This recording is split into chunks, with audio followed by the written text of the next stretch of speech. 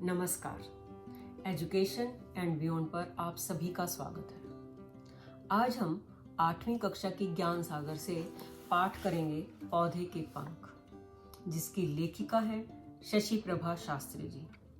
और अगर आपने दूसरे पाठ भी देखने हो तो ये ऊपर आई का आइकन जो दिखाई दे रहा है उसे प्रेस करें और बाकी पाठ भी देखें। पाठ का नाम है पौधे के पंख। अब पौधे के पंख नहीं होते, लेकिन इस पाठ में शशि प्रभा जी ने बच्चों के मन को बहुत सुंदर तरीके से चित्रित किया है। उनकी भावनाओं को बहुत अच्छे तरीके से बताने की कोशिश की है। यहाँ पौधा है इस पाठ का जो नायक है, जो कि डायरी लिख रहा है पहली बार, एक बच्चा, वो पौधा है। और पंख उसके यानी उसकी कल्पना की उड़ान। जैसे पौधे को बहुत अच्छे से देखभाल की जाए, उसे अच्छे से साज संवार कर रखा जाए तो वो मजबूत वृक्ष बनता है अच्छा पोषण मिलने पर। ऐसे ही अगर बच्चों को बचपन से ही अच्छी तरह से उनका पालन पोषण किया जाए तो वो एक मजबूत इंसान बनकर उभरते हैं, किसी भी मुश्किल का सामना कर सकते हैं। लेखिका ने इस पाठ में बच्चे द्वारा लिखी गई 2 दिन की डायरी के द्वारा उसकी भावनाओं के बारे में बताया है। 24 और 25 जनवरी 1962 को लिखी गई ये डायरी बच्चे के मन को अच्छे से उकेरती है। जो डायरी का लेखक है उसकी दीदी की शादी है और घर में जोर शोर से शादी की तैयारियां हो रही हैं। चारों ओर सभी लोग बहुत व्यस्त हैं कि इतने में उसकी माँ की एक सहेली आती है अपने बेटे के साथ। उसका नाम श्रीधर है। अब श्रीधर की और जो डायरी लेखक है उसकी उम्र एक समान है। तो आते ही श्रीधर लेखक को बॉल खेलने के लिए कहता है और लेखक कहता है कि मुझे बॉल खेलना नहीं आता। अब इस बात पर श्रीधर जोर से हंस पड़ता है। लेखक को बुरा लगता है। वो पूछता है तुम हंसे क्यों? तो श्रीधर कहता है हंसने की तो बात है, तुम्हें एक साधारण सा खेल भी नहीं आता। और यही बात लेखक को डायरी लिखने के लिए मजबूर करती है। वो डायरी लिख रहा है और साथ साथ सोच भी रहा है। सचमुच उसे एक बॉल खेलनी भी नहीं आती। वो अपने नौकर के साथ, जिसका नाम किस्नू है, घर के लॉन में ही बॉल खेलता है। और खेलना भी क्या, इसको आप पकड़म पकड़ाई भी कह सकते हो। डायरी लेखक बॉल फेंकता है, किस्नू पकड़ता है, फिर किस्नू फेंकता है और लेखक पकड़ लेता है।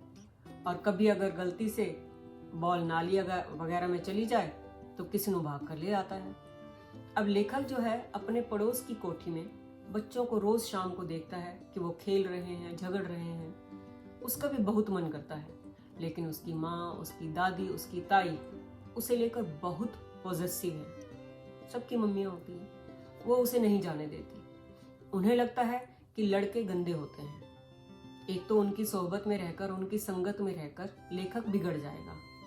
दूसरा, उन्हें लगता है कि जब वो बाहर खेलने जाएगा तो उसे कहीं ना कहीं चोट लग जाएगी या फिर किसी की नजर लग जाएगी, इसीलिए वो उसे बाहर नहीं जाने देती। अब यही कारण है कि लेखक जो है वो बड़ा ही दब्बू सा बन गया है। वो स्कूल में भी लोगों से कम ही बात करता है, दूसरे बच्चों के साथ घुल मिल नहीं पाता, खेलता भी नहीं है। और फिर लेखक को जब श्रीधर ये कहता है कि मुझे अपना शहर घुमा कर लाओ, तो वो तो एकदम से ही सहम जाता है। अकेले शहर घुमाना, बड़ा हैरान होता है। तो उसकी माँ उसे कवर अप करती है कि इसे तो इसके पिताजी अकेले कहीं भी नहीं जाने देते। और लेखक सोच रहा है कि पिताजी, उन्हें तो पता ही नहीं होगा, वो तो बेचारे सुबह जाते हैं और शाम को आते हैं। पूरे दिन लेखक क्या करता है क्या नहीं करता, उन्हें क्या मालूम। अब अगले दिन क्या होता है? श्रीधर लेखक के खिलौने देखता है और खिलौने देखकर वो उसका और भी मजाक उड़ाता है और कहता है कि कब तक तुम इन खिलौनों से खेलते रहोगे, अब तुम बड़े हो गए हो। और लेखक को बहुत सी बातें याद आती हैं। अब श्रीधर सोया हुआ है, रात का समय है और लेखक जागकर डायरी लिख रहा है। उसे अपनी सारी कमियां दिखाई दे रही हैं। उसे लगता है कि श्रीधर उसकी उम्र का तो है, लेकिन देखने में तगड़ा है, उससे ज्यादा दूध पी सकता है, अकेला घूम सकता है, घोड़े पर भी चढ़ सकता है, लेकिन उसे तो मसूरी में जब वो घूमने गए थे तब भी उसकी दादी ने घोड़े पर नहीं चढ़ने दिया था। अब उसे लग रहा है कि वो कोई कांच का खिलौना है, कांच का बबुआ है, उसे तो कुछ भी नहीं आता। उसे ये सारी कमियां बहुत अखर रही हैं। उसे झुंझलाहट हो रही है कि वो ऐसा क्यों है।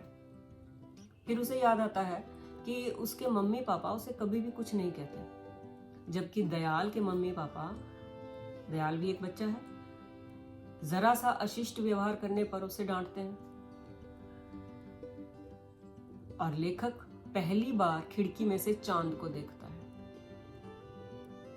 हाँ, पहली बार।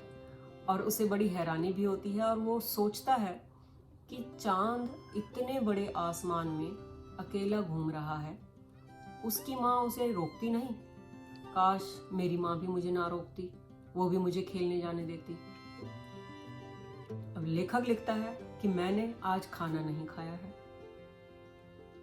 अगर और दिन होते तो उसकी दादी और माँ पता नहीं क्या कर देती, लेकिन क्योंकि शादी है, वो सब व्यस्त है, इसलिए वो उसके कमरे में फल फ्रूट आदि रख गई हैं। लेखक ने उन्हें भी नहीं छुआ है, क्योंकि वो आज गुस्से में है, उसे झुंझलाहट हो रही है। लेकिन ये सारी बातें सोचते सोचते फिर वो सोचता है कि सो जाऊं, अगर सुबह मेरी आंखें लाल होंगी तो फिर माँ और दादी को चिंता लग जाएगी और वो डॉक्टरों को बुला लेंगे। और अंत में लेखक श्रीधर को देखता है और ये सोचता है कि अब सो ही जाऊं, मुझ कमजोर से पिल्ले को ये अपना दोस्त भी तो नहीं बनाना चाहता। और लेखक सो जाता है। यही इस पाठ का सार है। पाठ में बच्चों की जो भावनाएं होती हैं, जो बच्चे सोचते हैं, जो कल्पना करते हैं, लेखिका ने उसे बहुत ही सुंदर तरीके से बताया है। और मुझे पूरी उम्मीद है कि ये पाठ आप सबको भी कई बातों की याद दिलाता होगा। आपको भी लगता होगा कि हाँ, आपके साथ भी ऐसा ही होता है। कई बार आपके मम्मी पापा भी आपको लेकर बहुत पॉजेसिव हो जाते हैं। ये होता तो उनका प्यार है, लेकिन बच्चों को लगता है कि कुछ ज़्यादा ही हो रहा है। मुझे उम्मीद है पाठ आपको समझ आ गया होगा। आइए अब देखते हैं इस पाठ के कुछ वैकल्पिक प्रश्न और उनके उत्तर।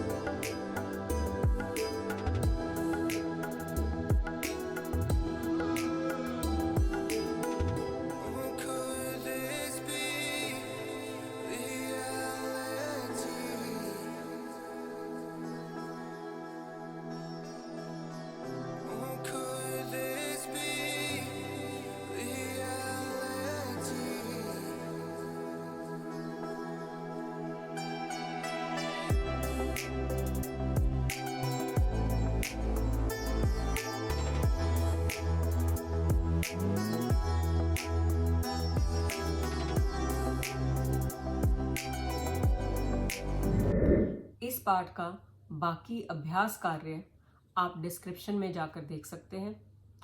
जल्दी ही मिलते हैं एक नए पाठ के साथ, एक नए विषय के साथ। तब तक पढ़ते रहिए, आगे बढ़ते रहिए।